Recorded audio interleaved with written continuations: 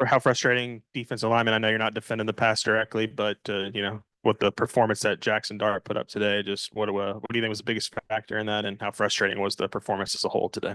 Yeah, I mean, for starters, he's a really talented player. They got really talented receivers as well. But I mean, as a defense, it all kind of goes together. I mean, we got to get there faster as up front, and then we just got to cover better. I mean, felt like we had a solid game plan. We just gotta, I mean, really execute. Isaac, what did you see from Malachi today? First, like real long action in a game, looked pretty good. How did he feel in the huddle and everything like that? Yeah, I think he played extremely well.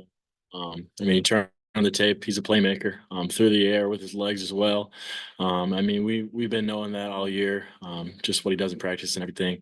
So, it's cool to see, despite the circumstance, him go out there and really succeed. This is a new team, but last year y'all got off to a really good start defensively. Then down the stretch, kind of let go of the rope. How do you avoid, maybe a repeat performance of that this year? Yeah, I mean, really, I mean, we got a whole new team this year, so really try not to look back on last year and compare it. I mean, we definitely have to have a reality check, as a team, and I mean, really just come down to earth and figure out what we need to get better at and get better at it. And yeah, I mean, just can't let it happen again. Got to learn from our mistakes and overall, I mean, get better as a defense because I mean past few games we've allowed too many points. Even Mississippi State game offense saved us because we still allowed almost 30 points. So really just figure it out and I mean overall to start playing better ball.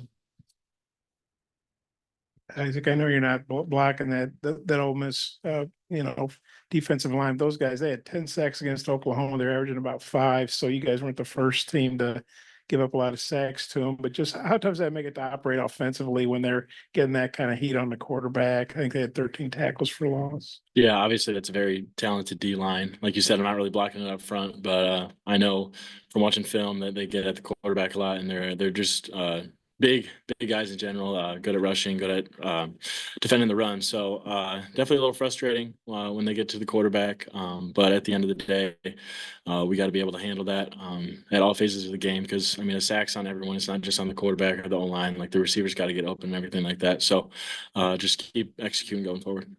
And I guess for both y'all, maybe Landon, you could take it first. You guys got an open days. Like Sam was saying, sometimes when you have a rough loss, you want to get right back out there, but maybe it's also a good time to heal up. How are you guys approaching the open date and then kind of the last big push trying to get bowl eligible, having some big games here at home?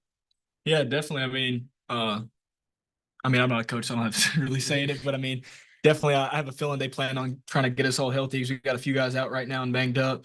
So, I mean, I just know how Coach Pitt operates his bye weeks. So, I mean, I think it's going to be a lot of really trying to get healthy and then not as much on the physical, but kind of overload on the mental, So, kind of go in and kind of see if we're tipping anything on defense, kind of giving offenses ideas, stuff like that, and just really breaking down film and everything during this week.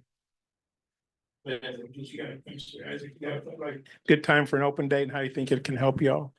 Yeah, bye weeks are always a great time. It's to look back on what we've been doing and then moving forward, what we can do against our next opponent. So, like Landon said, it's going to be a little bit lighter per week, which I think will be good for a lot of guys trying to get back. So, and then just from your perspective, what was Coach Pitman's kind of message in the locker room?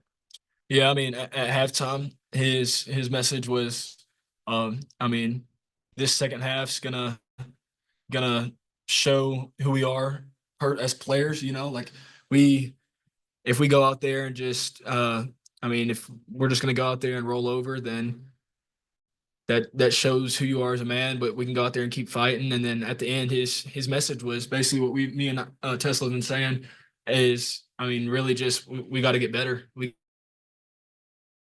got to play better ball because all around today was just, I mean, it was bad ball. So got to get all that cleaned up.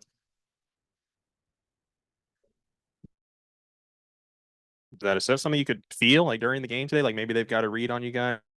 Possibly, because I mean, Ole Miss as an offense, they're normally a really high tempo team. They didn't tempo as much against us today, so part of me could think that they were doing that. I'm not 100% sure. I mean, those coaches definitely know much more than me on that, but I mean, it definitely is a big possibility.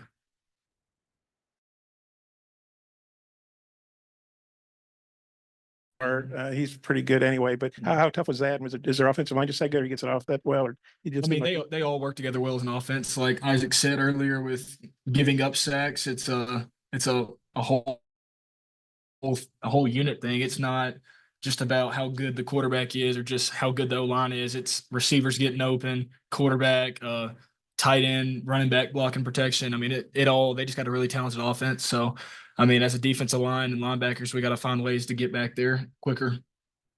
You said it was just kind of a rough day all the way around. It wasn't like one side of the ball struggle. It was just, a struggle really for everything.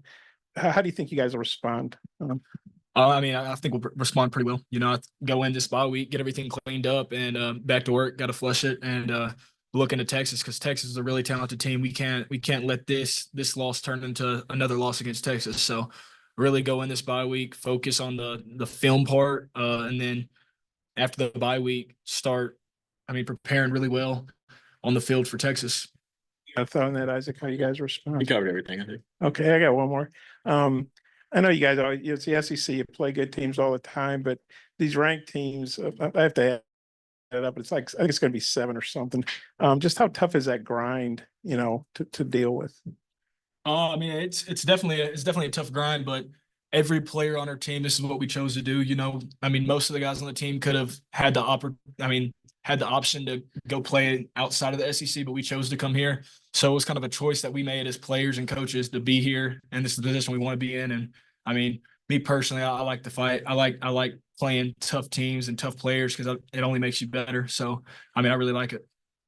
You got a thought on that? Yeah, I mean, to me, that's not really a negative thing, I'd say. I mean, it's more of an opportunity than anything to go out there and show what we can do against the best of the best. So, yeah.